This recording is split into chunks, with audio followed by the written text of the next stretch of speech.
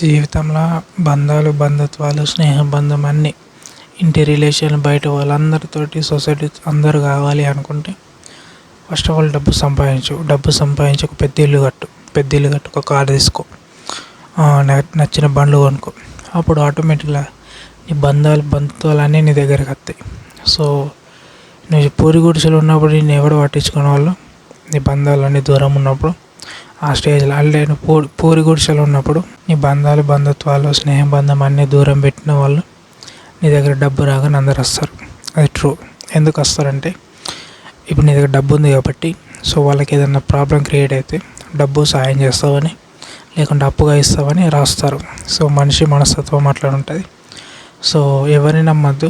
నీకు బంధుత్వాలు కావాలనుకుంటే ఒకటి గుర్తుంచుకో, డబ్బు సంపాదించు. డబ్బు ఉంటేనే నీ family love, father mother love ఉంటుంది, అండ్ బయట వాళ్ళ లవ్ ఉంటుంది.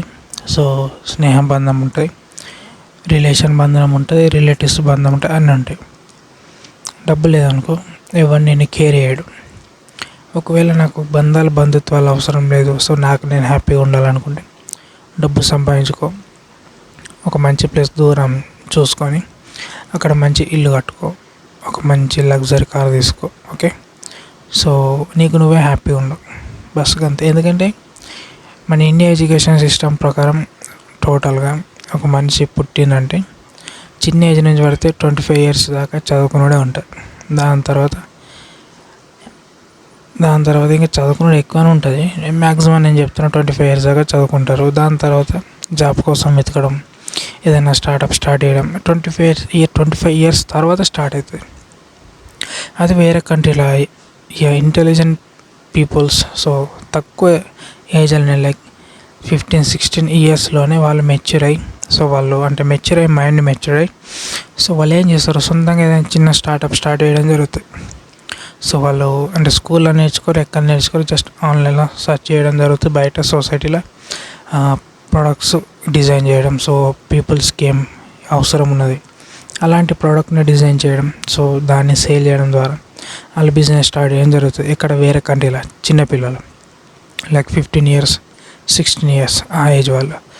సో మన కంట్రీలో ఎట్లుంటుంది అంటే 25 years తర్వాత అప్పుడు స్టార్ట్ చేయడం జరుగుతుంది. స్టార్టప్ అయినా ఏదైనా కొంత జల్దీ రియలైజ్ అయిన వాళ్ళు ఎడ్యుకేషన్ పక్కన పెట్టి మన ఇండియా ఎడ్యుకేషన్ స్కామ్ అని తెలుసుకున్న వాళ్ళు, సో ఇండియా ఎడ్యుకేషన్ అంటే ఇండియా గవర్నమెంట్లో జాబ్ చేయకుండా ఇష్టం లేని వాళ్ళు ఏం చేస్తారు, తొందరగానే లైక్ 10thలోనే లేకుంటే ఇంటర్లోనే వాళ్ళు ఎడ్యుకేషన్ స్టాప్ చేసి బిజినెస్ నేర్చుకోవడం జరుగుతుంది. సో అలా నేర్చుకున్న వాళ్ళు కూడా బిజినెస్ సక్సెస్ అయిన వాళ్ళు ఉన్నారు అట్లా. సో బిజినెస్ చేయడానికి తెలివి ఉండాలి, ధైర్యం ఉండాలి, లాంగ్వేజెస్ రావాలా, సో పర్ఫెక్ట్ ఈ భాష పర్ఫెక్ట్ మాటలు అవేమి ఉండవు. ప్రొడక్ట్ గురించి ఐడియా ఉందా, పెట్టుబడి ఐడియా ఉందా, రాబడి ఎంత తీయగలుగుతావు, సో సొసైటీలో పబ్లిక్ దేని మీద అట్రాక్ట్ అవుతారు, సో ఇలాంటి ప్రొడక్ట్స్ డిజైన్ చేస్తే పబ్లిక్ తీసుకుంటారు అనేది తెలిసి ఉండాలి. అన్నీ తెలుసుంటేనే సక్సెస్ అవుతారు. సో లైఫ్లో బంధుత్వాలు కావాలనుకుంటే డబ్బు సంపాదించుకో, అందరు వస్తారు. అవసరం లేదు బంధాలు అంత ఫేక్ గాళ్ళు, అంత వేస్ట్, అంత డబ్బు ఉంటే వస్తారు, డబ్బు లేకపోతే రారనుకున్న వ్యక్తుల గురించి ఆలోచించే బదులు నీకు నువ్వే సొంతంగా ఎక్కడన్నా మంచి ఇల్లు తీసుకొని సొంతంగా నువ్వే ఒంటరిగా జాబ్ చేసుకుంటా లేకపోతే బిజినెస్ చేసుకుంటూ ఉండొచ్చు. అట్లా కూడా హ్యాపీగా ఉండొచ్చు. సో లైఫ్లో ప్రాబ్లమ్స్ రావాలనుకుంటే అది నీ చేతుల మీద ఉన్నది, సో వద్దనుకుంటే నీ చేతుల మీద ఉన్నది అంతే. సో లైఫ్లో నువ్వు ఏం చేయాలనుకుంటావు అది నీ చేతిలో ఉన్నది, అర్థమవుతుందా? సో లైఫ్లో అన్నిటికంటే ముఖ్యమైనది డబ్బు. చాలామంది అంటారు ప్రేమ అవన్నీ డబ్బుతో వస్తాయి. ఎందుకంటే ప్రతి ఒక్కడు కంఫర్ట్ జోన్ చూసుకుంటాడు. ఎందుకంటే డబ్బు ఉందనుకో నచ్చిన ఫుడ్ తినచ్చు, హెల్తీ ఫుడ్ తీసుకోవచ్చు. ఏదన్నా ప్రాబ్లం క్రియేట్ అయితే ఆ డబ్బుతోటి వాళ్ళు హెల్త్ బాగా చేసుకోగలుగుతారు. దాంతోపాటు ఏదైనా ఇష్యూ అయినా సాల్వ్ చేసుకోగలుగుతారు. ఒకవేళ ప్రాబ్లం క్రియేట్ అయ్యేదనుకో ఇన్ఫ్లుయెన్సర్ వాడడం జరుగుతుంది లైక్ డబ్బుతోటి. ఒకవేళ డైలీ వారి ఫుడ్ కోసం డబ్బు యూజ్ చేయడం జరుగుతుంది. సో ఇట్లా సో డబ్బు అనేది మ్యాండేటరీ ప్రతి వ్యక్తికి. సో నీకు రెస్పెక్ట్ కావాలన్నా, మనుషుల మధ్య రెస్పెక్ట్ కావాలన్నా, మనుషుల మధ్య బంధాలు కావాలన్నా డబ్బు ఇంపార్టెంట్.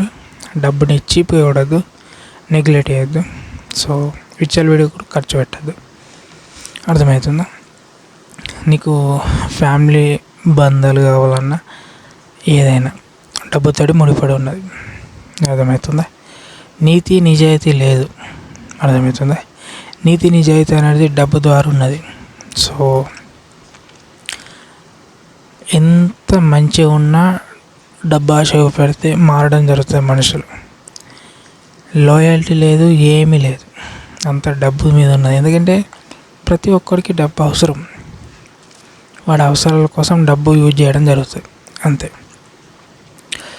కానీ ఏదైనా ఎక్కడైనా ఇప్పుడు అందరు మనుషులు ఒకటి తిరిగి ఉండరు. కొందరు మంచి వాళ్ళు ఉంటారు, కొందరు చెడ్డ వాళ్ళు ఉంటారు. సో మనిషి సహాయం చేస్తాడు.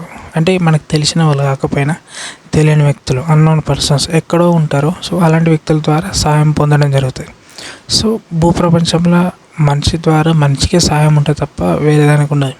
ఇప్పుడు ఒక మనిషికి యాక్సిడెంట్ అయింది, దానికి ఆ వ్యక్తికి ఆపరేషన్ చేయాలంటే ఒక మనిషి కావాలి. సో ఆ మనిషికి సమ్ బిల్లు, అంటే ఇప్పుడు హాస్పిటల్ బిల్లు కడితే ఆపరేషన్ చేయడం జరుగుతుంది.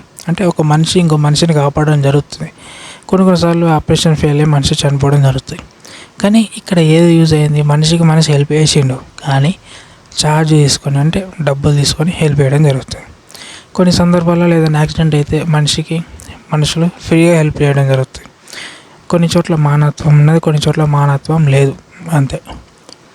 సో అందరు మనుషులు మంచి వాళ్ళు అంటలే నేను, కొందరు ఉంటారు.